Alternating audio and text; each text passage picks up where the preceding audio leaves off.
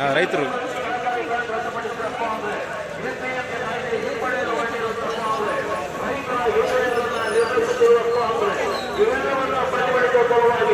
ಇದೀಗ ತಾನೇ ರೈತರ ಪ್ರತಿಭಟನಾ ಮೆರವಣಿಗೆ ಪ್ರೈವೇಟ್ ಬಸ್ ಸ್ಟ್ಯಾಂಡ್ ಬಳಿಯಿಂದ ಹೊರಟು ಬಸ್ ಸ್ಟ್ಯಾಂಡ್ ಮೂಲಕ ಕೋರ್ಟ್ ರಸ್ತೆ ಮೂಲಕ ಸೊಳ್ಳೆ ಮೈದಾನಕ್ಕೆ ಅವು ಏನು ಮೆರವಣಿಗೆ ಬೆನ್ನ ಸಭೆ ಲೋನ್ ಮೇಲೆ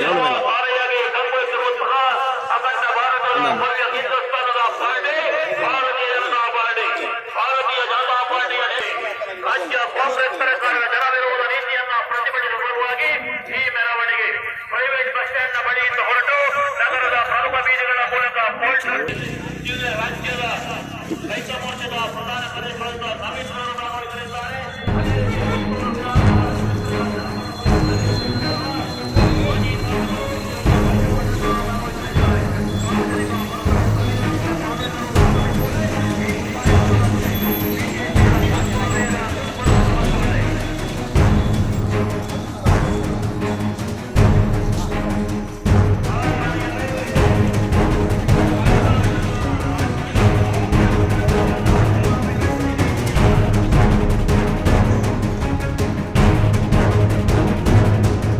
Biar kan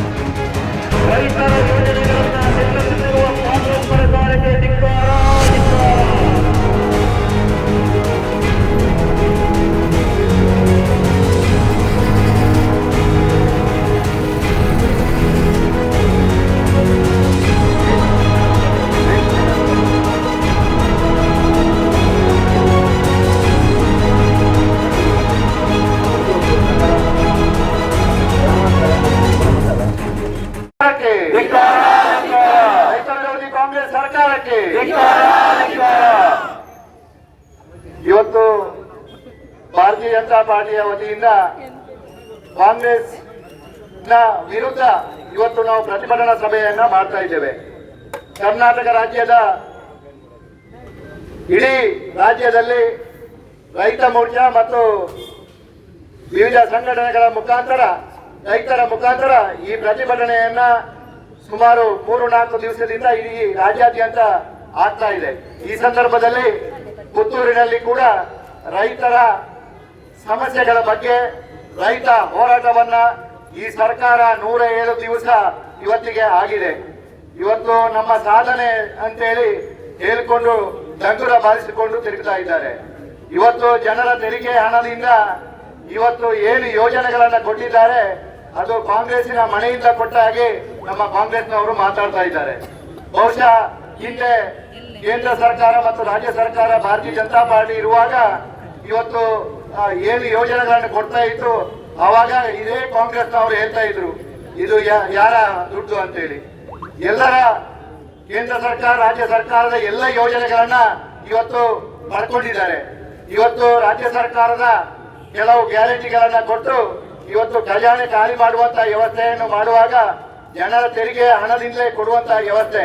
ಬಹುಶಃ ಇಂಥ ವ್ಯವಸ್ಥೆಯನ್ನ ಇಲ್ಲಿನ ಕಾಂಗ್ರೆಸ್ನ ಪುಡಾರಿಗಳು ಅದನ್ನು ನಮ್ಮದೇ ಯೋಜನೆ ನಮ್ಮ ಮನೆಯಿಂದ ಕೊಟ್ಟ ಹಾಗೆ ಹೇಳುವಂತದನ್ನ ನಾವು ನೋಡಿದ್ದೇವೆ.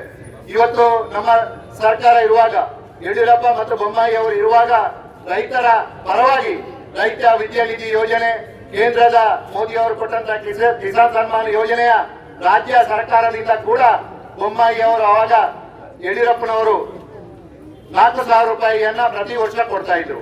ಅದನ್ನ ರದ್ದು ಮಾಡಿದ್ದಾರೆ. ಅದೇ ರೀತಿ ರೈತ ವಿದ್ಯಾ ನಿಧಿಯನ್ನ ರದ್ದು ಮಾಡಿದ್ದಾರೆ. APMC ಕಾಯ್ದೆಯನ್ನ ಬದಲಾವಣೆ ಮಾಡಿದ್ದಾರೆ. ಒಟ್ಟು ಏನು ಭಾರತೀಯ ಜನತಾ ಪಾರ್ಟಿಯ ಸರ್ಕಾರ ಇರುವಾಗ ಏನೆಲ್ಲ ರೈತರಿಗೆ ಪೂರಕವಾದಂತಹ ಕೆಲಸವನ್ನ ಮಾಡಿದ್ದಾರೆ ಅದನ್ನು ಎಲ್ಲ ರದ್ದು ಮಾಡಿ ವಿರೋಧ ಮಾಡುವಂತ ಕೆಲಸವನ್ನ ಕಾಂಗ್ರೆಸ್ ಸರ್ಕಾರ ಮಾಡಿದೆ. ಬಹುಶಃ ಕಾಂಗ್ರೆಸ್ ಅವರಿಗೆ ಬೇರೆ ಏನು ಯೋಜನೆಗಳು ಇಲ್ಲದಾಗ ಬಿಜೆಪಿಯ ಸರ್ಕಾರ ಏನು ಯೋಜನೆಗಳನ್ನ ತಂದಿದೆ ಅದನ್ನ ಇವತ್ತು ರದ್ದು ಮಾಡುವಂತ ಕೆಲಸವನ್ನು ಮಾತ್ರ ಕಾಂಗ್ರೆಸ್ ಅವರು ಮಾಡ್ತಾ ಇದ್ದಾರೆ.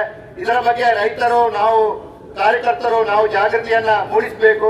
ಈ ದೃಷ್ಟಿಯಲ್ಲಿ ಮತದಾರರಿಗೆ ಕೂಡ ಈ ಒಂದು ವಿಚಾರವನ್ನ ಮುಟ್ಟಿಸಬೇಕೆಂಬ ಉದ್ದೇಶದಿಂದ ಪುತ್ತೂರು ವಿಧಾನಸಭಾ ಕ್ಷೇತ್ರದಲ್ಲಿ ಇವತ್ತು ರೈತ ಹೋರಾಟವನ್ನ ನಾವು ಮಾಡ್ತಾ ಇದ್ದೇವೆ. ಭಾರತೀಯ ಜನತಾ ಪಾರ್ಟಿಯ ಜನಪರ ಹೋರಾಟಕ್ಕೆ, ಕಾಂಗ್ರೆಸ್ಸಿನ ರೈತ ವಿರೋಧಿ ನೀತಿಗೆ, ಕಾಂಗ್ರೆಸ್ಸಿನ ಜನ ವಿರೋಧಿ ನೀತಿಗೆ, ರೈತರ ಆತ್ಮಹತ್ಯೆಗೆ ಕಾರಣ ಅಂತ ಕಾಂಗ್ರೆಸ್ ಸರ್ಕಾರಕ್ಕೆ, ಬೆಲೆ ವಿರೋಧಿ ನೀತಿಗೆ ಕಾರಣ ಅಂತ ಕಾಂಗ್ರೆಸ್ ಸರ್ಕಾರಕ್ಕೆ, ಭಾರತೀಯ ಜನತಾ ಪಾರ್ಟಿ ಪುತ್ತೂರು ವಿಧಾನಸಭಾ ಕ್ಷೇತ್ರದ ರೈತ ಮೋರ್ಚಾದ ವತಿಯಿಂದ ನಡೆಯುತ್ತಿರುವಂತ ಈ ಒಂದು ಕಾಂಗ್ರೆಸ್ ಸರ್ಕಾರದ ರೈತ ವಿರೋಧಿ ನೀತಿಯ ಈ ಒಂದು ಪ್ರತಿಭಟನಾ ಸಭೆಯಲ್ಲಿ ಉಪಸ್ಥಿತಿರುವಂತ ರಾಜ್ಯ ರೈತ ಮೋರ್ಚಾದ ಕಾರ್ಯದರ್ಶಿಗಳು, ವೈದ್ಯರು ಅಂತ ಡಾಕ್ಟರ್ ನವೀನ್ ಅವರೇ, ಈ ವೇದಿಕೆಯಲ್ಲಿ ಉಪಸ್ಥಿತಿರುವಂತಹ ಮಂಡಲದ ಅಧ್ಯಕ್ಷರಾದ ಸಾಜಾ ರಾಧಾಕೃಷ್ಣ ಅಳ್ವ, ಜಗನ್ನಿವಾಸ ರಾವ್ ಅವರೇ, ಹಿರಿಯಂತ ಚೆನ್ನ ತಿಮ್ಮಪ್ಪ ಶೆಟ್ಟಿ, ಗುಡಿಯ ರಾಧಾಕೃಷ್ಣಯ್ಯವರೇ, ಆಶಾ ತಿಮ್ಮಪ್ಪನವರೇ, ಆರ್.ಸಿ. ನಾರಾಯಣರೇ, ನಮ್ಮ ಭಾರತೀಯ ಜನತಾ ಪಾರ್ಟಿಯ ರೈತ ಮೋರ್ಚಾದ ಎಲ್ಲ ಪದಾಧಿಕಾರಿಗಳೇ ಸೇರಿರುವಂತಹ ಎಲ್ಲ ಜನಪ್ರತಿನಿಧಿಗಳೇ, ರೈತ ಬಂಧುಗಳೇ, ಕರ್ನಾಟಕದ 4 ಕೋಟಿ ರೈತರ ಪರವಾಗಿ ಇವತ್ತು ಭಾರತೀಯ ಜನತಾ ಪಾರ್ಟಿ ಧ್ವನಿ ಎತ್ತಿ ಪುತ್ತೂರು ನಗರದಲ್ಲಿ ಮತ್ತೊಮ್ಮೆ ರೈತರ ಪರವಾಗಿ ಭಾರತೀಯ ಜನತಾ ಪಾರ್ಟಿ ಇದೆ ಅಂತೇಳಿ ತೋರಿಸಿಕೊಡುವ ಕೆಲಸ ಮಾಡಿದಂತ ಎಲ್ಲ ರೈತಾಪಿ ವರ್ಗದವರಿಗೆ ನನ್ನ ಹೃದಯ ತುಂಬಿದ ಅಭಿನಂದನೆಗಳನ್ನು ಸಲ್ಲಿಸ್ತಾ ಇದ್ದೇನೆ. ಕಾಂಗ್ರೆಸ್ ಅಂದ್ರೆ ಬರ, ಬಿಜೆಪಿ ಅಂದ್ರೆ ಸಮೃದ್ಧಿ. ಅದಕ್ಕೆ ಬೆಳಿಗ್ಗೆ ಮಳೆ ಬಂದಿದೆ. ಬಿಜೆಪಿ ಇವತ್ತು ರೈತ ಪರವಾದಂತ ಹೋರಾಟವನ್ನು ಮಾಡ್ತಾ ಇದೆ ಅಂತೇಳಿ ಬೆಳಿಗ್ಗೆ ವರುಣ ಕೂಡ ತನ್ನ ತುಂತುರು ಹನಿಯನ್ನು ಸುರಿಸುವ ಮುಖಾಂತರ ರೈತರ ಪರವಾಗಿ ಬಿಜೆಪಿ ಇದೆ ಅಂತ ತೋರಿಸಿಕೊಟ್ಟಿದೆ. ಇದು ಕರ್ನಾಟಕದಲ್ಲಿ ಕಿವುಡು, ಕುರುಡು, ಮೂಕ, ಕುಂಟ ಸರ್ಕಾರ ಇದೆ. ಯಾಕಂದ್ರೆ 107 ದಿವಸ ಆಯ್ತು ಮುಖ್ಯಮಂತ್ರಿಗಳು ಕುರ್ಚಿ ಬಿಡುವುದಿಲ್ಲ. ಕುರ್ಚಿ ಬಿಟ್ಟು ಕರ್ನಾಟಕದ ಆ ಉದ್ದಗಲಕ್ಕೆ ಬರ ಏನಾಗಿದೆ, ರೈತ ಏನು ಸಮಸ್ಯೆಯನ್ನು ಎದುರಿಸ್ತಾ ಇದ್ದಾನೆ ಅಂತೇಳಿ ಆ ಬರ ಪರಿಹಾರಕ್ಕೆ ಮುಂದೆ ಯಾವುದೇ ಕಾರ್ಯಕ್ರಮವನ್ನು ಹಮ್ಮಿಕೊಳ್ಳುವುದಿಲ್ಲ, ಪ್ರವಾಸವನ್ನು ಹಮ್ಮಿಕೊಳ್ಳುವುದಿಲ್ಲ. ಕಾರಣ ಕುರ್ಚಿಯ ಒಂದು ಕಾಲನ್ನು ಡಿ.ಕೆ. ಶಿವಕುಮಾರ್ ಇಟ್ಕೊಂಡಿದ್ದಾರೆ, ಇನ್ನೊಂದು ಕಾಲನ್ನು ಬಿ.ಕೆ. ಹರಿಪ್ರಸಾದ್ ಇಟ್ಕೊಂಡಿದ್ದಾರೆ, ಮತ್ತೊಂದನ್ನು ಪರಮೇಶ್ವರ್ ಇಟ್ಕೊಂಡಿದ್ದಾರೆ, ಮತ್ತೊಂದು ಕಾಲನ್ನು ಮುನಿಯಪ್ಪ ಇಟ್ಕೊಂಡಿದ್ದಾರೆ ಗಟ್ಟಿಯಾಗಿ. ಬಹುಶಃ 4 ಕಾಲುಗಳು ಯಾವಾಗ ಅಲುಗಾಡ್ತದೆ ಅಂತೇಳಿ ಮುಖ್ಯಮಂತ್ರಿಗಳು ವಿಧಾನಸೌಧ ಬಿಟ್ಟು ಬರುವುದಿಲ್ಲ, ರೈತರ ಸಮಸ್ಯೆಯನ್ನು ಆಲಿಸುವುದಿಲ್ಲ. ಯಾವಾಗ ಸಿದ್ದರಾಮಯ್ಯ ಈ ರಾಜ್ಯದ ಮುಖ್ಯಮಂತ್ರಿ ಆಗ್ತಾರೋ ಆವಾಗ ರೈತರ ಆತ್ಮಹತ್ಯೆ. 2013ರಲ್ಲಿ ಸುವರ್ಣಸೌಧದಲ್ಲಿ ನಮ್ಮ ಕರ್ನಾಟಕದ ಅಸೆಂಬ್ಲಿ ಆಗ್ತಾ ಇರ್ತದೆ. ಆ ಸುವರ್ಣ ಕರ್ನಾಟಕದ ಮುಂದೆ ವಿಠ್ಠಲ ಅರಬಾವಿ ಎನ್ನುವಂತ ಒಬ್ಬ ಕಾರ್ಯಕರ್ತ ಮುಖ್ಯಮಂತ್ರಿಗಳ ಕಣ್ಣೆದುರೇ ಆತ್ಮಹತ್ಯೆ ಮಾಡಿಕೊಳ್ಳುವಂತ ಕೆಲಸವನ್ನು ಮಾಡ್ತಾ ಇದ್ದಾನೆ. 2013ರಲ್ಲಿ ಸುಮಾರು 2,500 ರೈತರು 5 ವರ್ಷದಲ್ಲಿ ಆತ್ಮಹತ್ಯೆ ಮಾಡಿಕೊಂಡ್ರು. 107 ದಿವಸದ ಸಿದ್ದರಾಮಯ್ಯ ಸರ್ಕಾರ ಇವತ್ತು ದಿನಕ್ಕೆ 2 ಜನ ರೈತರಾಗಿ ಆತ್ಮಹತ್ಯೆ ಮಾಡಿಕೊಳ್ತಾರೆ ಬಂಧುಗಳೇ. 170 ಜನ ರೈತರು ಆತ್ಮಹತ್ಯೆ ಮಾಡಿಕೊಂಡ್ರು. ಈ ಸರ್ಕಾರಕ್ಕೆ ಕಿವಿ ಇದೆಯಾ, ಕಣ್ಣು ಇದೆಯಾ, ಹೃದಯ ಇದೆಯಾ ಅಂತ ನಾನು ಅದಕ್ಕೆ ಹೇಳಿದೆ. ಕಿವುಡು ಕುರುಡು ಸರ್ಕಾರ ಅಂತ ಅದಕ್ಕೆ ಹೇಳಿದೆ. ರೈತರ ಪರವಾಗಿ ಯಾರು ನಿಲ್ಬೇಕು? ರೈತ ಪರ ಹೋರಾಟ ಮಾಡಿದಂತ, ರೈತ ಪರ ಬಜೆಟ್ ಮಂಡನೆ ಮಾಡಿದಂತ ಆ ಯಡಿಯೂರಪ್ಪನವರು ಇರುವಾಗ ಈ ರಾಜ್ಯ ಸಮೃದ್ಧಿ ನೆಮ್ಮದಿಯನ್ನು ಕಾಣ್ತಾ ಇತ್ತು. ಯಾವುದೇ ಆತ್ಮಹತ್ಯೆಗಳು ಆಗ್ತಾ ಇರಲಿಲ್ಲ.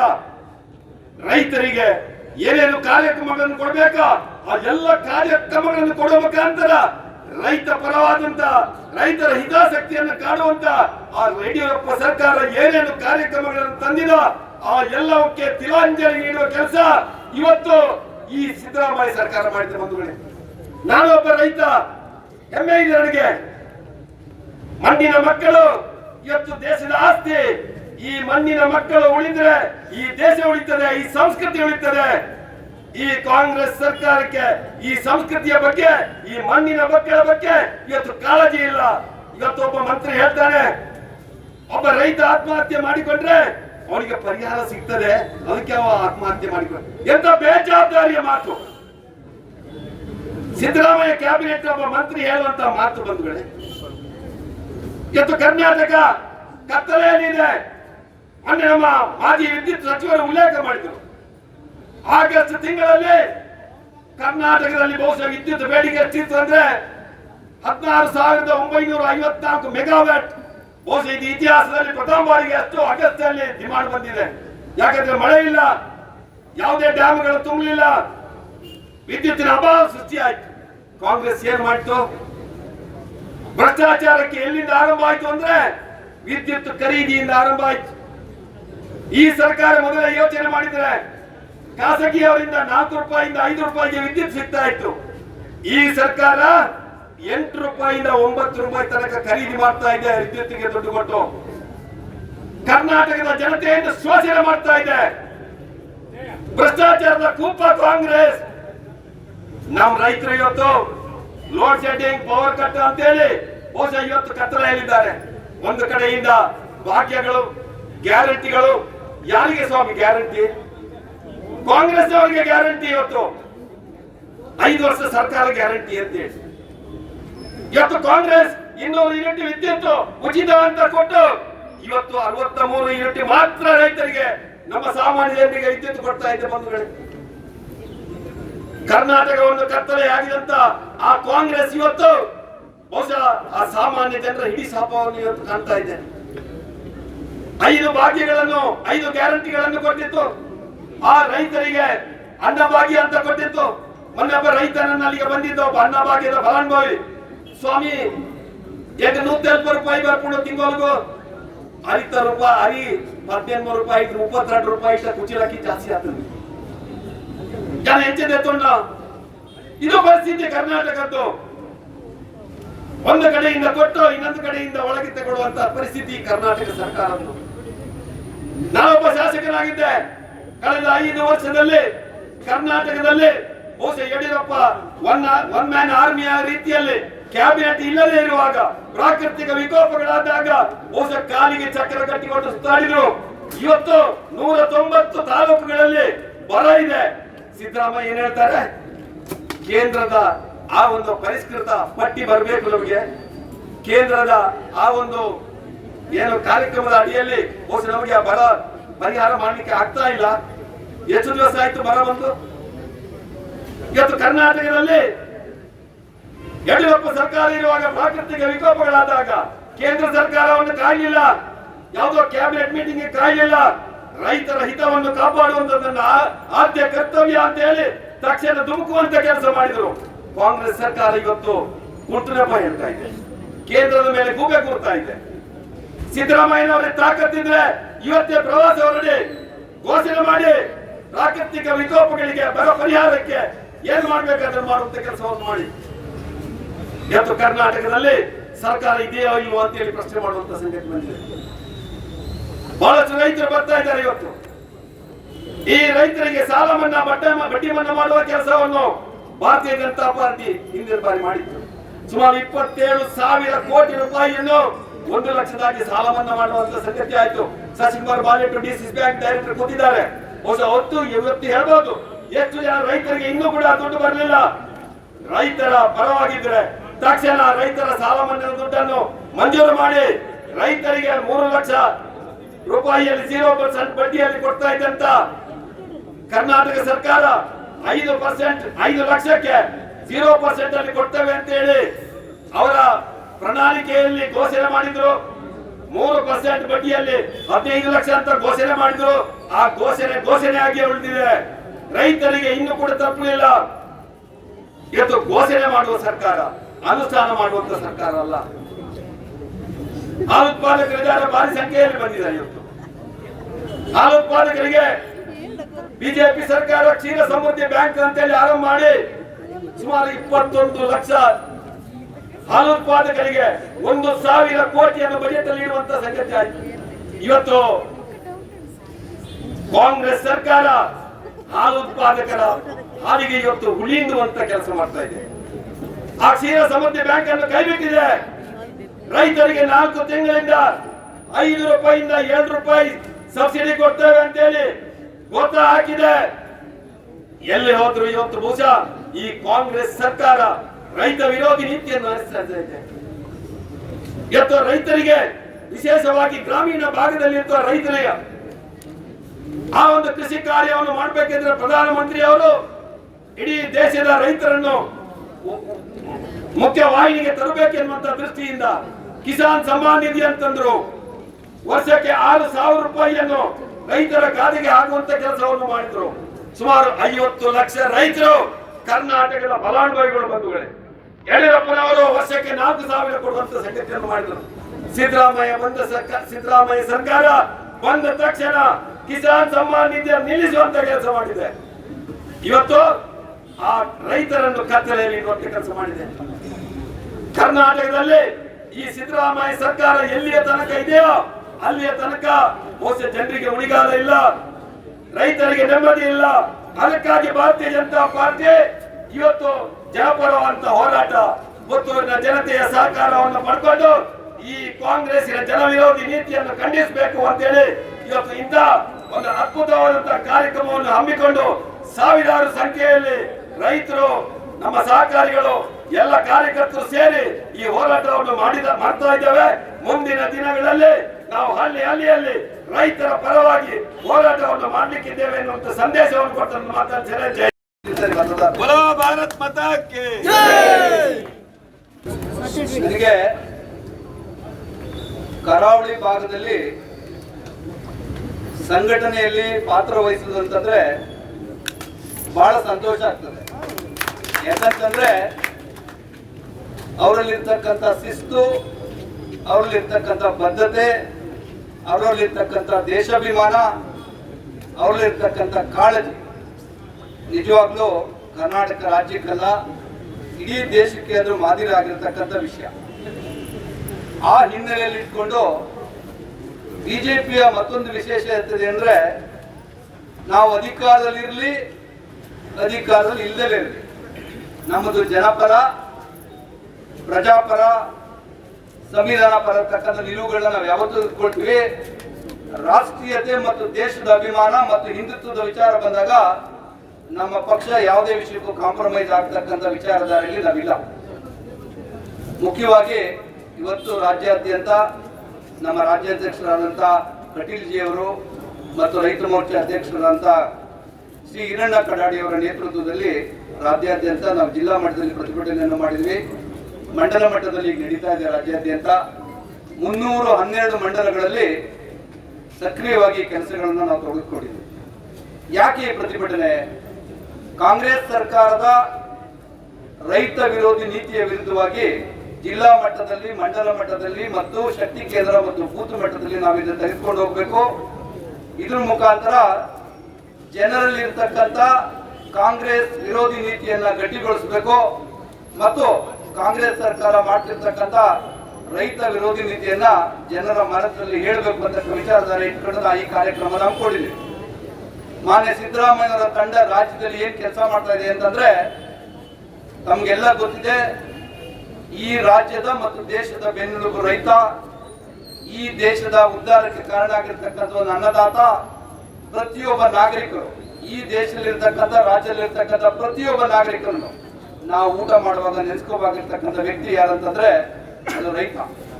ಆದ್ರೆ ನಾವು ಭಾಜಪದವರು ನಮ್ಮ ಸರ್ಕಾರ ಇದ್ದಾಗ, ನಮಗೆ ನೀವು ಅಧಿಕಾರ ಕೊಟ್ಟಾಗ ನಾವು ಯಾವತ್ತೂ ಅವ್ರನ್ನ ಭಾವನಾತ್ಮಕವಾಗಿ ಬೆಳೆಸ್ಕೊಳ್ಳಿಲ್ಲ. ಅವರ ಪರವಾಗಿ ಜನಪರ ಕಾಳಜಿಯನ್ನು ವ್ಯಕ್ತಪಡಿಸಿದ್ವಿ, ಜೊತೆಗೆ ಅವರ ಕಾರ್ಯಕ್ರಮಗಳನ್ನ ನಾವು ರೂಪಿಸಿದ್ವಿ. ಅದು ಮಾತಿನಲ್ಲಿ ಮಾತೆಲ್ಲ, ನಾವು ಕೃತಿಯಲ್ಲಿ ಅದನ್ನು ರೂಪಿಸಿದ್ವಿ ಅನ್ನೋದಕ್ಕೆ ಸಾಕಷ್ಟು ರೈತಪರ ಯೋಜನೆಗಳನ್ನ ತಂದಿತ್ತು. ಇಡೀ ದೇಶಕ್ಕೆ ರೈತಪರ ಕೃಷಿ ಬಜೆಟ್ ಅನ್ನು ತಂದಿರ್ತಕ್ಕಂಥವರು ಸನ್ಮಾನ್ಯ ಯಡಿಯೂರಪ್ಪನವರು. ಇಡೀ ದೇಶಕ್ಕೆ ಅದು ಮಾದರಿ ಆಯ್ತು. ಕಾಂಗ್ರೆಸ್ ಸರ್ಕಾರ 2009ರಲ್ಲಿ ಕೇಂದ್ರ ಸರ್ಕಾರವನ್ನು ಬಿಟ್ಟು ಹೋಗುವಾಗ 2014ರಲ್ಲಿ ಅವರು ತಮ್ಮ ದೇಶದಲ್ಲಿ ಅವರ ಆಡಳಿತವನ್ನು ಕೊನೆಗೊಳಿಸಿದಾಗ ಕೇಂದ್ರದಲ್ಲಿ ಕೊಟ್ಟಿರ್ತಕ್ಕಂಥ ಬಜೆಟ್ ಕೃಷಿ ಕ್ಷೇತ್ರಕ್ಕೆ ಬರೀ 23,000 ಕೋಟಿ. ನಮ್ಮ ಸರ್ಕಾರ 2022-23ರಲ್ಲಿ ಕೊಟ್ಟಿರ್ತಕ್ಕಂಥದ್ದು 1,56,000 ಕೋಟಿ ಹಣವನ್ನ ಕೃಷಿ ಕ್ಷೇತ್ರಕ್ಕೆ ಕೊಟ್ಟಿದೆ. ಅದರ ಅರ್ಥ ಏನಂತಂದ್ರೆ ಕೃಷಿ ಬಗ್ಗೆ, ಕೃಷಿ ಕ್ಷೇತ್ರದ ಬಗ್ಗೆ ನಮ್ಮ ಸರ್ಕಾರಕ್ಕೆ ಇದ್ದಂತ ಕಾಳಜಿ ಮತ್ತು ಬದ್ಧತೆಯನ್ನು ಪ್ರತಿಪಾದಿಸುತ್ತದೆ. ಅದನ್ನು ರೂಪಿಸ್ತಕ್ಕಂಥ ಕೆಲಸವನ್ನು ನಮ್ಮ ಸರ್ಕಾರ ಮಾಡಿದೆ. ಸನ್ಮಾನ್ಯ ಸಿದ್ದರಾಮಯ್ಯನವರೇ, ಕಾಂಗ್ರೆಸ್ ಸರ್ಕಾರದವರೇ, ನಿಮಗೆ ಅಲ್ಪಸಂಖ್ಯಾತಕರನ್ನ ಓಲೈಕೆ ಮಾಡ್ತಕ್ಕಂಥದ್ದು, ಅವರ ತುಚ್ಛೀಕರಣ ಮಾಡ್ತಕ್ಕಂಥದ್ದು, ಅವರನ್ನ ಕತ್ತಲಲ್ಲಿ ಇಡ್ತಕ್ಕಂಥದ್ದು, ಅವರ ಅನಕ್ಷರತೆ ಮಾಡ್ತಕ್ಕಂಥ ಕೆಲಸವನ್ನು ನೀವು ಮಾಡಿದ್ಬಿಟ್ರೆ ಹಿಂದೂ ಪರವ ನಿಲುವುಗಳನ್ನು ನೀವು ಯಾವತ್ತೂ ತೆಗೆದುಕೊಂಡೇ ಇಲ್ಲ. ಉದಾಹರಣೆ ಹೇಳ್ಬೇಕು ಅಂತಂದ್ರೆ, ನಮ್ಮ ಸರ್ಕಾರ ಗೋ ಹತ್ಯೆ ಮಸೂದೆ ಕಾಯ್ದೆಯನ್ನು ತಂದು ಸುಮ್ಮನಿರ್ಲಿಲ್ಲ. ಪ್ರತಿ ಜಿಲ್ಲೆಗಳಲ್ಲಿ, ಪ್ರತಿ ಮಂಡಲಗಳಲ್ಲಿ ನಾವು ಗೋಶಾಲೆಗಳನ್ನ ಪ್ರಾರಂಭ ಮಾಡಬೇಕು ಅಂದ್ಕೊಂಡು ಬಜೆಟ್ ಅಲ್ಲಿ ಹಣವನ್ನು ತಂದಿದ್ವಿ. ಆದ್ರೆ ಸಿದ್ದರಾಮಯ್ಯ ಹಣಕಾಸು ಮಂತ್ರಿ ಆದ ತಕ್ಷಣ ಅವ್ರು ಮಾಡಿದ ಕೆಲಸ ಏನಂತಂದ್ರೆ ಗೋಶಾಲೆಗಳನ್ನ ಮಾಡೋದು ಬೇಡ ಅಂತ ಹೇಳಿದ್ರು. ತಾವೆಲ್ಲ ಗಮನಿಸಿ, ಈ ರಾಜ್ಯದ ಮತ್ತು ದೇಶದ ಬಹುಸಂಖ್ಯಾತರಾಗಿರ್ತಕ್ಕಂಥ ಹಿಂದೂಗಳ ಭಾವನೆಗಳ ಜೊತೆ ಚೆಲ್ಲಾಟ ಆಡ್ತಕ್ಕಂಥ ಕಾಂಗ್ರೆಸ್ ಸರ್ಕಾರವನ್ನ ಮುಂದಿನ ಲೋಕಸಭಾ ಚುನಾವಣೆಯಲ್ಲಿ ನಾವು ನಿರ್ಲಕ್ಷ್ಯ ಮಾಡಬೇಕು, ಅವ್ರನ್ನ ವಿರೋಧಿಸಬೇಕು, ಅವ್ರ ವಿರೋಧವಾಗಿ ಮತ ಹಾಕಿಸ್ಬೇಕು, ಅದ್ರ ಪರವಾಗಿ ಜನಾಭಿಪ್ರಾಯ ರೂಢಿಸಬೇಕಂತ ಕೆಲಸವನ್ನ ನಮ್ಮ ಪಕ್ಷದ ಕಾರ್ಯಕರ್ತರು ಮತ್ತು ಪದಾಧಿಕಾರಿಗಳು ಸಕ್ರಿಯವಾಗಿ ಗ್ರಾಮ ಮಟ್ಟದಲ್ಲಿ ಮಾಡಬೇಕು ಅಂತ ನಿಮ್ಮಲ್ಲಿ ನಾನು ಮನವಿ ಮಾಡ್ಕೊಳ್ತಾ ಇದ್ದೀನಿ. ಒಂದೇನಂತಂದ್ರೆ, ಇಡೀ ಮನುಕುಲ ಇವತ್ತು ಉಳಿತು ಅಂತಂದ್ರೆ ಅದಕ್ಕೆ ಗೋಮಾತೆಯ ಕಾಣಿಕೆ ತುಂಬಾ ಇದೆ. ಇವತ್ತು ಮಣ್ಣು ಮತ್ತು ನೀರು ಮತ್ತು ನಮ್ಮೆಲ್ಲ ಆರೋಗ್ಯ ಮತ್ತು ನಾವೆಲ್ಲ ಇವತ್ತು ಸಂತೃಪ್ತವಾಗಿ ಬದುಕಬೇಕು ಅಂತಂದ್ರೆ ನಾವು ಒಂದು ವಿಷಯ ಏನಾಗುತ್ತೆ ಅಂತಂದ್ರೆ, ಕಳೆದ 10 ವರ್ಷಗಳ ಹಿಂದೆ ಯಾವಾಗ ಈ ಭೂಮಿಯಲ್ಲಿ, ಈ ಪೃಥ್ವಿಯಲ್ಲಿ ನಾಗರಿಕತೆ ಪ್ರಾರಂಭ ಆಯ್ತೋ, ನಮ್ಮ ಜೊತೆ ಬಂದಿದ್ದು ಒಂದೇ ಒಂದು ಪ್ರಾಣಿ ಅಂತಂದ್ರೆ ಗೋಮಾತೆ. ಅದನ್ನ ಗೌರವಿಸಬೇಕು ಅಂತಕ್ಕದ್ದು ಭಾರತೀಯ ಸಂಸ್ಕೃತಿಯ, ಸನಾತನ ಧರ್ಮದ ಮತ್ತು ನಮ್ಮ ಹಿಂದೂ ಸಂಸ್ಕೃತಿಯ ಒಂದು ಧರ್ಮ. ಸರ್ವ ಜನ ಸುಖನೋ ಭವಂತು. ಪ್ರಾಣಿ ಪಕ್ಷಿಗಳಲ್ಲೂ ನಾವು ದೇವರನ್ನು ಕಾಣ್ತೀವಿ, ಪ್ರತಿಯೊಬ್ಬರಲ್ಲೂ ನಾವು ಗೌರವಿಸ್ತೀವಿ, ವಸುದೈವ ಕುಟುಂಬಕ್ಕೆ ಅಂತೀವಿ, ಇಡೀ ಪ್ರಪಂಚವನ್ನು ನಮ್ಮವರು ಅನ್ಕೋತೀವಿ. ಇಂಥ ನಿಲುವಿರ್ತಕ್ಕಂಥ ಧರ್ಮವನ್ನ ವಿರೋಧಿಸ್ತಕ್ಕಂಥ ಕಾಂಗ್ರೆಸ್ಸಿಗನ್ನ ಮನೆಗಟ್ಟತಕ್ಕಂಥ ಕೆಲಸವನ್ನು ಮಾಡಬೇಕು. ಸಿದ್ದರಾಮಯ್ಯನವರೇ, ನೀವು ಬೆಂಗಳೂರಲ್ಲಿ ಡಿಸಿಗಳನ್ನ, ಸಿಇಒಗಳನ್ನ ಮೀಟಿಂಗ್ ಕರಿತೀರಿ, ಅವರಿಗೆ ವಾರ್ನಿಂಗ್ ಕೊಡ್ತೀರಿ, ಅವರಿಗೆ ದೌರ್ಜನ್ಯ ಮಾಡ್ತೀರಿ, ಅವರಿಗೆ ಆದೇಶ ನೀಡ್ತೀರಿ. ಹೊರತು ನಿಮಗೆ ತಾಕತ್ತಿದ್ರೆ ಜಿಲ್ಲಾವಾರು ಮಂತ್ರಿಗಳನ್ನ ಅವ್ರು ನಿಯೋಜಿಸಿ ಅವರಿಗೆ ಬರ ಪರಿಹಾರದ ಬಗ್ಗೆ ಅಧ್ಯಯನ ಮಾಡಿ ಅದಕ್ಕೆ ಏನ್ ಸೌಲಭ್ಯಗಳನ್ನು ಕಲಿಸಬೇಕು ಅಂತ ಸಾಮಾನ್ಯ ಜನ ನಿಮಗೆ ಅರಿವಿಲ್ಲ ಅಂತಕ್ಕಂಥದ್ದು ನಾವು ಪ್ರಶ್ನೆ ಮಾಡ್ತೀವಿ. ಈ ರಾಜ್ಯಕ್ಕೆ 13 ಸರಿ ಬಜೆಟ್ ಕೊಡ್ತೀವಿ ಅಂತ ಹೇಳ್ತೀರಿ, ಬರವನ್ನು ಹೇಗೆ ನಿರ್ವಹಣೆ ಮಾಡಬೇಕು ಅಂತ ಸಾಮಾನ್ಯ ಜ್ಞಾನ ನಿಮ್ಗೆ ಇಲ್ವಲ್ಲ ಅಂತಕ್ಕಂಥದ್ದು ಒಬ್ಬ ಸಾಮಾನ್ಯ ಮತದಾರ ನಿಮ್ಮೆಲ್ಲ ಪ್ರಶ್ನೆ ಮಾಡ್ಕೊಳ್ತಾ ಇದ್ದಾರೆ. ನಾವು 42 ಜನ ರೈತರು ಮಾತ್ರ ಆತ್ಮಹತ್ಯೆ ಮಾಡ್ಕೊಂಡಿದ್ವಿ ನಾವು ಅನ್ಕೊಂಡಿದ್ವಿ. ನಿನ್ನೆ ವಿಧಾನಸೌಧದಲ್ಲಿ ಅವರೇ ಮಾತಾಡ್ತಾ ಹೇಳ್ತಾರೆ 277 ಜನ ರೈತರು ಆತ್ಮಹತ್ಯೆ ಮಾಡ್ಕೊಂಡಿದ್ದಾರೆ. ನೀವು ಬರೀ 140 ಜನಕ್ಕೆ ಮಾತ್ರ ನೀವು ಪರಿಹಾರ ಹಂಚಿದಿರಿ. ಕಳೆದ 107 ದಿವಸಗಳಲ್ಲಿ ನೀವು ಮಾಡಿರ್ತಕ್ಕಂಥ ಕೆಲಸ ಏನಂತಕ್ಕಂಥದ್ದು ಅವ್ರ ಅಧಿಕಾರಿಗಳಿಗೆ ಪ್ರಶ್ನೆ ಮಾಡ್ತಾರೆ ಅಂತಂದ್ರೆ, ಅಧಿಕಾರಿಗಳಿಗೆ ಏನ್ ಜವಾಬ್ದಾರಿ ಇದೆ ಅದೇ ಜವಾಬ್ದಾರಿ ಸಿದ್ದರಾಮಯ್ಯ ಕಂಡುಕಿದೆ ಅಂತಕ್ಕಂಥದ್ದನ್ನ ನಾವು ಕೇಳಲಿಕ್ಕೆ ಇಷ್ಟಪಡ್ತೀವಿ. ಒಂದು ಗಮನಿಸಿ, ಇಲ್ಲಿ ನಾವು ಡಿಸ್ಟಿಕ್ ವಾರ್ ಮತ್ತು ಮುಖ್ಯವಾಗಿ ಎಲೆಕ್ಟ್ರಿಸಿಟಿನ ರೈತರಿಗೆ ಕೊಡ್ಬೇಕಾಗ್ತಕ್ಕಂಥದ್ದು 6 ಗಂಟೆ ಕೊಡ್ಬೇಕಾಗಿದ್ದನ್ನ ನಾವು 3 ಗಂಟೆಗೆ ತಂದಿರ್ತಕ್ಕಂಥ ಕೆಲಸವನ್ನ ಈ ನಮ್ಮ ಕಾಂಗ್ರೆಸ್ ಸರ್ಕಾರ ಮಾಡಿದೆ. ಅದರ ರೈತ ಮೋರ್ಚಾ ತೀವ್ರವಾಗಿ ಖಂಡಿಸ್ತದೆ. ನಮ್ಮ ಸಂಜೀವ್ ಮಠಂದೂರ್ ಅವರು ಮಾತಾಡ್ತಾ ಇದ್ರು, 24 ಲಕ್ಷ ರೈತ ಕುಟುಂಬಗಳು ಹಾಲು ಉತ್ಪಾದಕರಾಗಿ ರಾಜ್ಯದ ಮತ್ತು ದೇಶದ ಆರ್ಥಿಕತೆಗೆ ತಮ್ಮದೇ ಆದಂತಹ ಕೊಡುಗೆ ನೀಡಿದ್ದಾರೆ. 24 ಕುಟುಂಬಗಳು ಅಂತಂದ್ರೆ 1 ಕೋಟಿ ರೈತರು ಅದ್ರ ಮೇಲೆ ಡಿಪೆಂಡ್ ಆಗಿರ್ತಾರೆ. ಅವ್ರಿಗೋಸ್ಕರ 1,000 ಕೋಟಿಯನ್ನು ಹಣವನ್ನು ತೆಗೆದಿಟ್ಟಿತ್ತು ನಮ್ಮ ಸರ್ಕಾರ. ಅದನ್ನ ತಪ್ಪಿಸ್ತಕ್ಕಂಥ ಕೆಲಸವನ್ನು ಈ ಸರ್ಕಾರ ಮಾಡಿದೆ. ರೈತರ ಮಕ್ಕಳು ಉನ್ನತ ವ್ಯಾಸಂಗ ಪಡಿಬೇಕು, ಮುಖ್ಯವಾಹಿನಿಗೆ ಬರಬೇಕು, ಅವರು ದೊಡ್ಡ ಹುದ್ದೆಗಳಿಗೆ ಪಡ್ಕೋಬೇಕು ಅಂದ್ಕೊಂಡು ಅವರಿಗೆ ಸ್ಕಾಲರ್ಶಿಪ್ ಕೊಡ್ತಕ್ಕಂಥ ಕೆಲಸವನ್ನ ನಮ್ಮ ಸರ್ಕಾರ ಮಾಡಿತ್ತು. ನಿಮಗೆ ತಾಕತ್ತಿದ್ರೆ ನಮ್ಮ ಮೇಲೆ ದ್ವೇಷ ಸಾಧಿಸ್ರಿ, ನಮ್ಮ ಕಾರ್ಯಕರ್ತರ ಮೇಲೆ ದ್ವೇಷ ಸಾಧಿಸಿ, ನಮ್ಮ ಪದಾಧಿಕಾರಿಗಳು ಮಾಡಿಸಿ, ನಾವು ಎದುರಿಸ್ತಕ್ಕಂಥ ತಾಕತ್ತು ಪ್ರಜಾತಂತ್ರ ವ್ಯವಸ್ಥೆಯಲ್ಲಿ ನಮಗೆ ಕೊಟ್ಟಿದ್ದಾರೆ. ಆದ್ರೆ ಮುಗ್ಧ ರೈತರು, ಈ ಮನುಕುಲಕ್ಕೆ ಅನ್ನ ನಡೆದಿರ್ತಕ್ಕಂಥ ರೈತರ ಮೇಲೆ ಯಾಕಪ್ಪ ನೀವು ಸಾಧಿಸ್ತೀರಿ? ನಿಮ್ಗೇನಾದ್ರು ಮಾನ ಮರ್ಯಾದೆ ಇದೆಯಾ? ಹೊಟ್ಟೆಗೆ ಏನ್ ತಿಂತೀರಿ ಅಂತಕ್ಕಂಥ ಪ್ರತಿಯೊಬ್ಬ ಮತದಾರರು ಕೇಳ್ತಕ್ಕಂಥ ಪ್ರಶ್ನೆ ಆಗಿದೆ. ಒಂದು, ಈ ಪಕ್ಷ ದಳ್ಳಾಳಿಗಳ ಪರವಾಗಿದೆ ಅನ್ನೋದಕ್ಕೆ ಒಂದು ಸಿಂಪಲ್ ಉದಾಹರಣೆ ಕೊಡ್ತೀನಿ ನಿಮಗೆ. APMC ಕಾಯ್ದೆ ಇತ್ತು. APMC ಕಾಯ್ದೆಯಲ್ಲಿ ಮುಕ್ತ ಮಾರುಕಟ್ಟೆಗೆ ಅವಕಾಶ ಇತ್ತು. ರೈತ ತಾನ ಬೆಳೆಯನ್ನು ಬೆಳೆದೆಯನ್ನ ಎಲ್ಲೂ ಬೇಕಾದ್ರೂ ಮಾರಾಟ ಮಾಡ್ತಕ್ಕಂಥ ವ್ಯವಸ್ಥೆಯನ್ನ ನಮ್ಮ ಸರ್ಕಾರ ಮಾಡಿತ್ತು. ಅದಕ್ಕೆ ಪೂರಕವಾಗಿ ಈ ನ್ಯಾಮ್ ಕಾರ್ಯಕ್ರಮವನ್ನು ಕೇಂದ್ರ ಸರ್ಕಾರ ರೂಪಿಸಿತ್ತು, ನ್ಯಾಷನಲ್ ಅಗ್ರಿಕಲ್ಚರ್ ಮಾರ್ಕೆಟಿಂಗ್. ನೀವು ಪುತ್ತೂರು APMC ಕೂತ್ಕೊಂಡು ಜಮ್ಮು ಕಾಶ್ಮೀರ ಇರ್ತಕ್ಕಂಥ ಮಾರುಕಟ್ಟೆಗೆ ನೀವು ಮಾರಾಟ ಮಾಡ್ತಕ್ಕಂಥ ಅವಕಾಶವನ್ನ ನಮ್ಮ ಬಿಜೆಪಿ ಸರ್ಕಾರ ತಂದುಕೊಟ್ಟಿತ್ತು. ಆದ್ರೆ ಈ ಒಂದು ಕಾಂಗ್ರೆಸ್ ಸರ್ಕಾರ APMC ಕಾಯ್ದೆಯನ್ನು ತೆಗೆದುಹಾಕಿ ನಮ್ಮ ಮೇಲೆ ದ್ವೇಷ ಸಾತ್ಲಿಕ್ಕೆ ಹೋಗಿ, ನಮ್ಮ ಬಿಜೆಪಿ ಮೇಲೆ ದ್ವೇಷ ಸಾತ್ಲಿಕ್ಕೆ ಹೋಗಿ ಅನ್ಯಾಯವನ್ನ ಮಾಡತಕ್ಕಂಥ ಕೆಲಸವನ್ನ ನಾವು ತೀವ್ರವಾಗಿ ಖಂಡಿಸ್ತೀವಿ. ಕೃಷಿ ಕ್ಷೇತ್ರಕ್ಕೆ ಬಂಡವಾಳ ಬರ್ತಿಕ್ಕಿಂತ ಬರೀ 2% ಮಾತ್ರ ಕೃಷಿಗೆ ಉದ್ಯಮ ರೂಪ ಕೊಡ್ಬೇಕು, ಕೃಷಿಕರನ್ನ ಉದ್ಯಮಶೀಲರ ಮಾಡ್ಬೇಕು, ಕೃಷಿಕರನ್ನ ವೃತ್ತಿಪರತೆ ತರಬೇಕು ನಿತ್ತ ದೃಷ್ಟಿಯಿಂದ ಭೂ ಸುಧಾರಣೆ ಕಾಯ್ದೆಯನ್ನು ತಂದಿತ್ತು. ಆದ್ರೆ ಕಾಂಗ್ರೆಸ್ ಸರ್ಕಾರ ರೈತರು ತಾವು ಮಾರಾಟ ಮಾಡಬೇಕಂತ ಭೂಮಿಯನ್ನ, ಅವರ ಹಕ್ಕನ್ನು ಕಿತ್ಕೊಂಡು ಅವ್ರಿಗೆ ಅನ್ಯಾಯ ಮಾಡತಕ್ಕಂಥ ಕೆಲಸವನ್ನು ಮಾಡಿದೆ. ಕೃಷಿಗೆ ಬಂಡವಾಳ ರೂಪಿಸಬೇಕು, ಕೃಷಿಗೆ ಉದ್ಯಮತ್ವ ಆಗಬೇಕು, ಹೆಚ್ಚು ಎಂಪ್ಲಾಯ್ಮೆಂಟ್ ಕ್ರಿಯೇಟ್ ಆಗಬೇಕು, ವಿಜ್ಞಾನ ಬೇಕು, ಜ್ಞಾನ ಬೇಕು, ಮತ್ತು ಅಲ್ಲಿ ತಂತ್ರಜ್ಞಾನ ಬೇಕು, ಹೆಚ್ಚು ಆಸಕ್ತರು ಆ ಫೀಲ್ಡಿಗೆ ಬರಬೇಕು ನಿತ್ತ ದೃಷ್ಟಿಯಿಂದ ಆ ಕಾಯ್ದೆಯನ್ನು ತಂದಿತ್ತು. ಅದರ ತೆಗೆದಾಕಿ ಇವರು ಮಾಡಿರ್ತಕ್ಕಂಥ ಕೆಲಸವನ್ನು ಯಾರು ಮರಲಿಕ್ಬಾರ್ದು. ನಮ್ಮ ರಾಜ್ಯದಲ್ಲಿ 1.5 ಕೋಟಿ ರೈತ ಮಹಿಳೆ ಕಾರ್ಮಿಕರಿದ್ದಾರೆ. ಅವರಿಗೆ ತಿಂಗಳಿಗೆ 500 ರೂಪಾಯಿ ಕೊಡ್ತಕ್ಕಂಥ ಕೆಲಸವನ್ನು ನಮ್ಮ ಸರ್ಕಾರ ಮಾಡಿತ್ತು. ಆಗ ಒಂದು ಕಾರ್ಯಕ್ರಮವನ್ನು ತೆಗೆದುಹಾಕಿದೆ. ಹೀಗೆ ಕಾಂಗ್ರೆಸ್ ಸರ್ಕಾರವನ್ನು ಅವರು ಮಾಡಿರ್ತಕ್ಕಂಥ ಅನೈತಿಕತೆ ಮತ್ತು ಅನಾಚಾರ ಮತ್ತು ಭ್ರಷ್ಟಾಚಾರ ಮತ್ತು ರೈತರ ಮೇಲ್ತಕ್ಕಂಥ ದೌರ್ಜನ್ಯಗಳನ್ನ ನಾವು ಪಟ್ಟಿ ಮಾಡ್ತಾ ಹೋದ್ರೆ 1 ಅವರ್ 2 ಗಂಟೆ ಮಾತಾಡ್ಬೋದು. ಆದ್ರೆ ಅವರ ಬಂದು 107 ದಿವಸ ಮಾತ್ರ ಆಗಿದೆ. ಅವರ ಯೋಗ್ಯತೆ ಇಷ್ಟು ತಿಳಿತಾ ಇದೆ. ಈ ಮುಗ್ಧ ಮತದಾರರಿಗೆ ವಂಚಿಸ್ತಾ ಇದ್ದಾರೆ. ದಯವಿಟ್ಟು ಮುಗ್ಧ ಮತದಾರರು, ಕರಾವಳಿ ಜಿಲ್ಲೆಯಲ್ಲಿ ಜಾಗೃತ ಮತದಾರರಿದ್ದಾರೆ. ಕರ್ನಾಟಕ ರಾಜ್ಯದಲ್ಲಿ ಈ ಜಾಗೃತಿಯನ್ನು ಮೂಡಿಸ್ತಕ್ಕಂಥ ಕರಾವಳಿಯಿಂದ ಪ್ರಾರಂಭ ಮಾಡಬೇಕು ಅಂತ ಹೇಳ್ತಾ ನನ್ನ ಮಾತನ್ನು ಮುಗಿಸ್ತಾ ಇದ್ದೀನಿ. ಜನತಾ ಪಾರ್ಟಿ ಪುತ್ತೂರು ವಿಧಾನಸಭಾ ಕ್ಷೇತ್ರದಿಂದ ಬಿಜೆಪಿ ರೈತ ಮೋರ್ಚಾ ಪುತ್ತೂರು ವಿಧಾನಸಭಾ ಕ್ಷೇತ್ರ ಇವರಿಗೆ ಸಹಾಯಕ ಆಯುಕ್ತರು, ತಾಲೂಕು ದಂಡಾಧಿಕಾರಿಗಳ ಮುಖಾಂತರ ಗೌರವಾನ್ವಿತ ಮುಖ್ಯಮಂತ್ರಿಗಳು, ಕರ್ನಾಟಕ ಸರ್ಕಾರ ಬೆಂಗಳೂರು. ಮಾನ್ಯರೇ, ವಿಷಯ ವಿದ್ಯುತ್ ಅಭಾವದಿಂದ ರೈತರ ಪಂಪ್ಸೆಟ್ಗಳಿಗೆ ಅನಿಯಮಿತ ಲೋಡ್ ಶೆಡ್ಡಿಂಗ್, ರೈತಪರ ಯೋಜನೆಗಳನ್ನು ರದ್ದುಗೊಳಿಸಿರುವುದು, ರಾಜ್ಯದಲ್ಲಿ ಹೆಚ್ಚುತ್ತಿರುವ ರೈತರ ಆತ್ಮಹತ್ಯೆ ಪ್ರಕರಣಗಳನ್ನು ತಡೆಯುವ ಕುರಿತು. ಈ ಮೇಲ್ಕಂಡ ವಿಷಯಕ್ಕೆ ಸಂಬಂಧಿಸಿದಂತೆ ರಾಜ್ಯದಲ್ಲಿ ಮಳೆಯ ಅಭಾವದಿಂದ ಬರಗಾಲ ಸಮಸ್ಯೆ ಉಂಟಾಗಿದ್ದು, ಇದರಿಂದಾಗಿ ರೈತರ ಜಮೀನುಗಳಿಗೆ ಸಮರ್ಪಕ ನೀರು ಪೂರೈಕೆಗೆ ಮುಂದಿನ ದಿನಗಳಲ್ಲಿ ತೊಂದರೆಯಾಗುವ ಆತಂಕ ಉಂಟಾಗಿದೆ. ಅದರ ಜೊತೆಗೆ ರಾಜ್ಯದಲ್ಲಿ ಉಂಟಾಗಿರುವ ವಿದ್ಯುತ್ ಅಭಾವದಿಂದ ರೈತರ ಪಂಪ್ಸೆಟ್ಗಳಿಗೆ ದಿನದ 15 ಗಂಟೆಗಳ ಕಾಲ 3 ಫೇಸ್ ವಿದ್ಯುತ್ ಪೂರೈಕೆ ಮಾಡಬೇಕಾಗಿತ್ತು.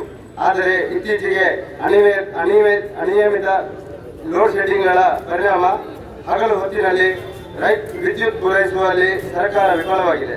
ಹೀಗಾಗಿ ಬರಗಾಲಕ್ಕೆ ತುತ್ತಾಗಿರುವ ರೈತರು ಈಗಾಗಲೇ ಶೇಕಡಾ 80% ಕೃಷಿ ನಾಶವಾಗುತ್ತಿದ್ದು, ಅವುಗಳನ್ನು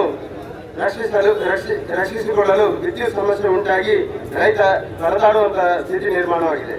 ಅಲ್ಲದೆ ಈ ಹಿಂದೆ ಬಿಜೆಪಿ ಸರ್ಕಾರ ಜಾರಿಗೆ ತಂದಿದ್ದ ಹಲವಾರು ರೈತಪರ ಯೋಜನೆಗಳಾದ ಕಿಸಾನ್ ಸಮ್ಮಾನ್ ನಿಧಿ ಯೋಜನೆ, ರೈತ ವಿದ್ಯಾನಿಧಿ ಯೋಜನೆ, ಭೂಸಿರಿ ಯೋಜನೆ, ಶ್ರಮಶಕ್ತಿ ಯೋಜನೆ, ರೈತ ಸಂಪದ ಯೋಜನೆ, APMC ಕಾನೂನು, ಕೃಷಿ ಭೂಮಿ ಮಾರಾಟ ಕಾನೂನು, ಜಿಲ್ಲೆಗೊಂದು ಗೋಶಾಲೆ ಯೋಜನೆ, ಕ್ಷೀರ ಸಮೃದ್ಧಿ ಸಹಕಾರ ಬ್ಯಾಂಕ್, ಈ ಎಲ್ಲ ಯೋಜನೆಗಳನ್ನು ರದ್ದು ಮಾಡುವ ಮೂಲಕ ಕೃಷಿ ಕ್ಷೇತ್ರದಲ್ಲಿ ನಿರ್ಲಕ್ಷ್ಯವನ್ನು ಮಾಡಲಾಗಿದೆ.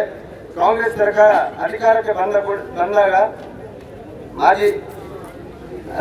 ಮಾನ್ಯ ಮುಖ್ಯಮಂತ್ರಿಯವರೇ, ನೀವೇ ಮಂಡಿಸಿದ ಬಜೆಟ್ನಲ್ಲಿ ಹೇಳಿದಂತೆ ಹಾಲಿಗೆ ಲೀಟರ್ಗೆ 5 ರಿಂದ 7 ರೂಪಾಯಿ ಸಹಾಯಧನವನ್ನು ಕಳೆದ 4 ತಿಂಗಳಿಂದ ರೈತರ ಖಾತೆಗೆ ಇನ್ನೂ ಜಮೆ ಮಾಡಿಲ್ಲ. ಹಾಗೆಯೇ ಶೂನ್ಯ ಬಡ್ಡಿ ದರದಲ್ಲಿ 5 ಲಕ್ಷ ಸಾಲವನ್ನು ಸಹಕಾರಿ ಸಂಘಗಳಿಂದ ನೀಡುವ ಭರವಸೆ ಇನ್ನೂ ಈಡೇರಲಿಲ್ಲ. ರಾಜ್ಯದಲ್ಲಿ ಸುಮಾರು 42 ರೈತರ ಆತ್ಮಹತ್ಯೆ ಪ್ರಕರಣಗಳು ವರದಿಯಾಗಿರುವುದು ಅತ್ಯಂತ ಆತಂಕಕಾರಿ ಸಂಗತಿಯಾಗಿದೆ. ಈ ಎಲ್ಲ ವಿಷಯಗಳ ಬಗ್ಗೆ ಮಾನ್ಯ ಮುಖ್ಯಮಂತ್ರಿಗಳು ಸಂಬಂಧಿಸಿದ ಸಚಿವರಿಗೆ ಗಮನ ಹರಿಸುವ ಮೂಲಕ ತಕ್ಷಣ ರೈತರ ಸಹಾಯಕ್ಕೆ ಬರಬೇಕಾದ ಅಗತ್ಯವಿದೆ.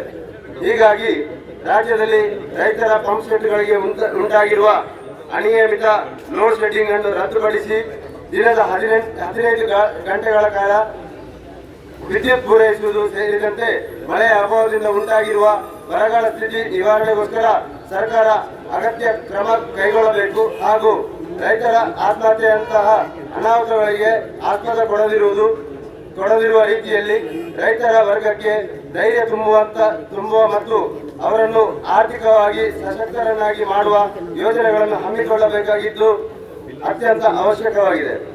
ಸರ್ಕಾರ ಈ ಬಗ್ಗೆ ಯುದ್ಧೋಪಾದಿಯಲ್ಲಿ ಕ್ರಮ ಕೈಗೊಂಡು ರೈತರ ನೆರವಿಗೆ ಧಾವಿಸಬೇಕಾಗಿದ್ದು ಅತ್ಯಂತ ಅಗತ್ಯವಾಗಿದೆ.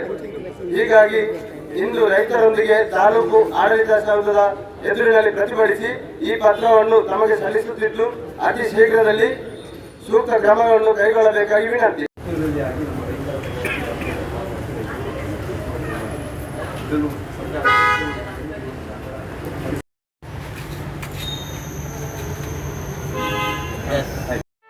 ಸುದ್ದಿ ಚಾನಲ್ ಕ್ಷಣ ಕ್ಷಣದ ಸುದ್ದಿಗಾಗಿ